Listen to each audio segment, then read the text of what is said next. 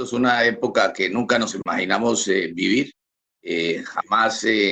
creo que ciertamente nuestra generación y por generaciones por venir, espero que no tengamos una época con esto, pero no hay duda de que esto marca una época y sin duda, como también lo sugieres, no solamente es algo que nos desborda, sino que cuando uno repasa la historia, son momentos como estos en que la humanidad siempre ha tenido la capacidad de innovar, de hacer, lo vimos durante las guerras, lo vimos en el Renacimiento, de tal manera que este es el momento de que, como bien dice el lema que comentaban anteriormente, de que Colombia cuida a Colombia, creo que este es el momento en que América Latina mire y se mire de una forma diferente sobre todo que mire la manera en que podemos salir de este enorme reto que tenemos por delante, que lamentablemente no va a ser corto, va a durar un tiempo y vamos a tener que todos irnos ajustando a esas nuevas realidades.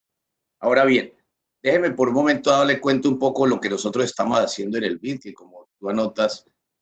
pues obviamente nosotros estamos poniendo a disposición de todos los países de América Latina el mayor monto de recursos posible. Eh, Típicamente el BID presta en torno a 12.000 millones de dólares al año. Nosotros este año a los gobiernos de América Latina vamos a estarles desembolsando arriba de 15.000 millones. Estos son créditos soberanos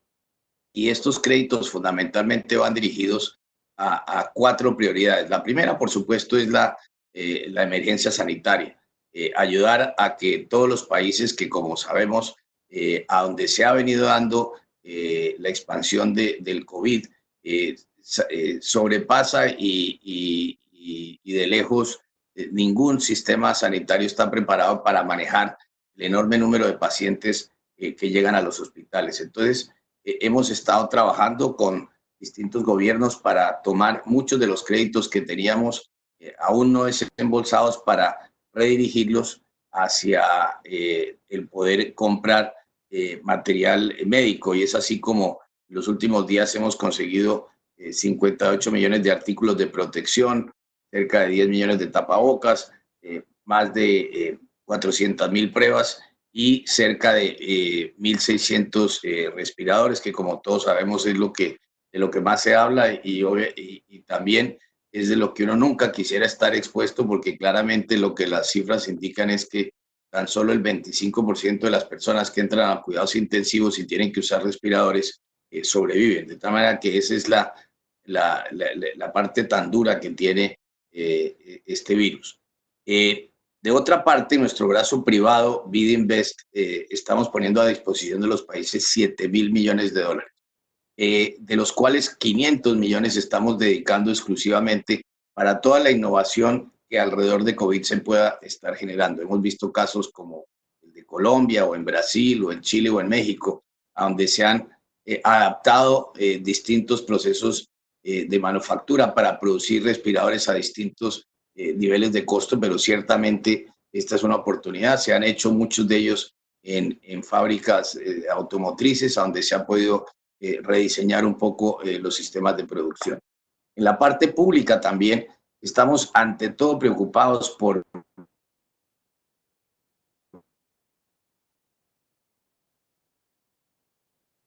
contratos de empleo, igualmente a las redes tipo Familias en Acción, que existen prácticamente en todos los países de América Latina y que hoy en día varios países han venido aumentando los recursos que trasladan a través de estas redes. Colombia está en torno a $70. Hay países como Perú que están en torno a $200 por familia. Y el porcentaje de familias que se están atendiendo varía de país a país, pero claramente el mayor reto es llegar a aquellas personas que están en la informalidad. Lo otro que hemos estado trabajando desde el brazo privado del banco es, por ejemplo, en México, lo anunciamos esta semana, a través de sistemas de factoraje que permiten esencialmente darle liquidez a las cadenas de valor, como seguramente muchas de las empresas que hacen parte de la Cámara tienen cientos de miles de proveedores. Es una manera de descontar facturas de compras que hacen las empresas y esto es una forma también de mantener los empleos. Y por último, todo lo que son los créditos de comercio. Y este es un tema importante. Esto lo vimos durante la crisis financiera internacional, en la cual muchísimos bancos globales en la medida que había una cascada de downgrades por parte de las calificadoras a los diferentes países, fueron retirándose y eso fue generando unos shocks de liquidez, lo que los economistas llaman sudden stop. Y esto igual lo hemos visto en Latinoamérica. Es más, el cálculo que tiene el Fondo Monetario es que en torno a 100.000 millones de dólares han salido en los últimos 6 semanas de los mercados emergentes, lo cual obviamente hace que las necesidades de liquidez se vuelvan muy importantes y sobre todo evitar que esos problemas de liquidez se vuelvan problemas de solvencia, para lo cual estamos aumentando en cerca de 2.000 millones de dólares los créditos de comercio para ayudarle también a las instituciones financieras, al igual que créditos para que las mismas puedan acceder a créditos para la pequeña y mediana empresa. Nuestras condiciones con las instituciones financieras son muy fáciles. Aquellas que accedan a créditos del BID no pueden estar repartiendo dividendos y aquellas que requieran, y seguramente muchas instituciones van a requerir de aumentar sus montos de capital, toda vez que pues, una serie de activos van a tener problemas con ocasión del virus. De otro lado, yo creo que aquí es importante, como decía el presidente Kennedy, pensar en lo que nos queda en el resto de esta década. Y junto con el peligro que representa una oportunidad, sin duda también significa un espacio para desarrollar e implementar nuevas ideas y rescatar y salir de algunas fórmulas viejas. Yo creo evidentemente que todos los gremios empresariales tienen que mirarse y mirar un conjunto de reformas que nuestros países por dificultades políticas por años no han podido hacer, y este es el momento de repensar totalmente una cantidad de reformas estructurales que van a ser centrales para poder volver a aprender nuestras economías, pero sobre todo para reencontrar el crecimiento, porque no es solamente como es el debate en el mundo entero hoy en día, cómo se va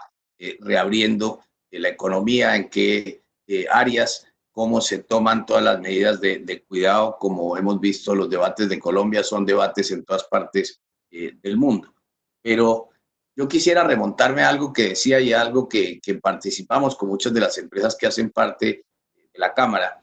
a través del American Business Dialogue, que básicamente es un diálogo de empresarios que se ha dado en los márgenes de la Cumbre de las Américas. Y recordaba un poco yo en la última cumbre cómo planteábamos la idea de que antes que pensar en hecho en América, que pensáramos hecho en las Américas. Y aquí me refiero al cambio tan profundo que ya se empieza a dar en las cadenas de valor. Cuando uno mira, por ejemplo, el comercio con el Asia y especialmente con China, solo una economía como la norteamericana, arriba del 35% de su producción, tiene componentes que provienen de la China. Y el hecho que se han cortado, digamos, muchas de estas rutas de producción ha generado enormes dificultades, los respiradores siendo un caso, por ejemplo, en que tienen arriba de 90 partes producidas en distintas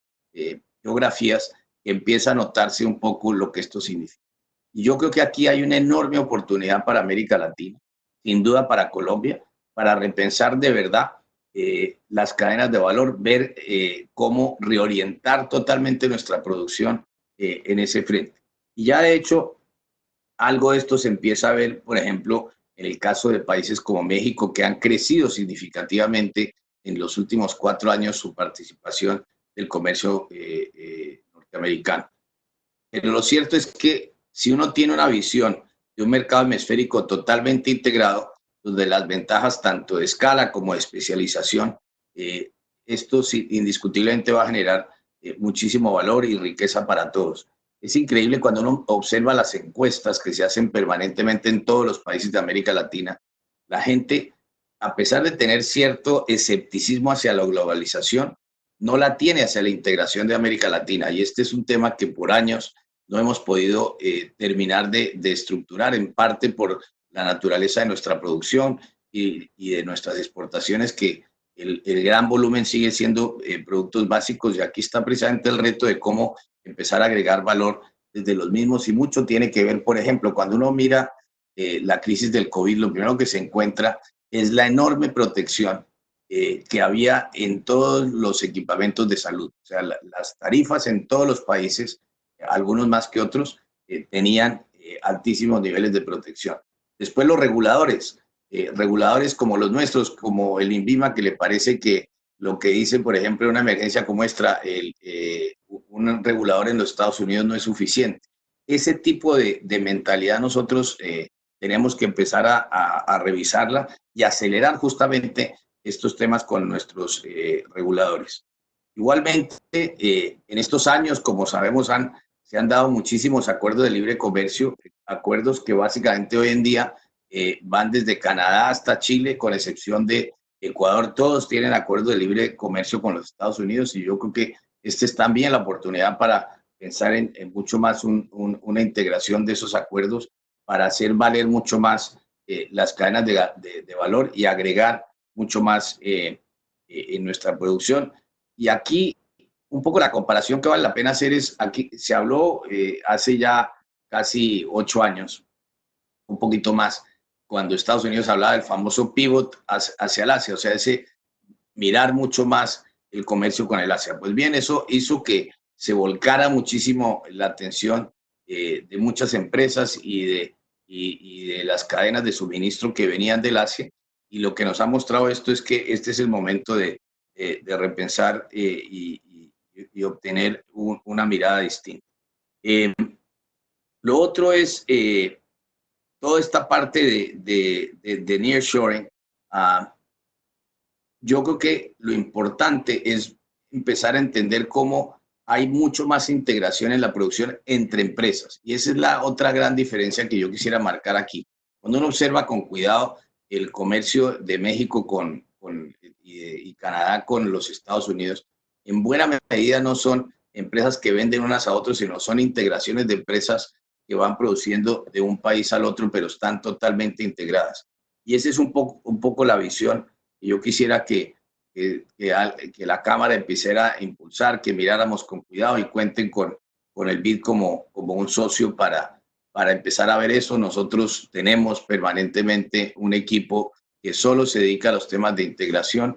visto de todo punto de vista, no solamente la integración física entre los países, que es fundamental, pero toda la que llamaría yo el software de la integración que tiene que ver con las ventanillas únicas de comercio y la manera como estas ventanillas se hablan entre sí, porque muchas veces encontramos que los procesos de integración puede que un camión se demore 10 horas en llegar a un punto y se demora otras 10 horas parqueado esperando a pasar de un país a otro. Estas ventanillas únicas de comercio ya las hemos adelantado en la totalidad de países de la Alianza del Pacífico y estamos justamente en este momento haciendo todo un proceso de utilización de blockchain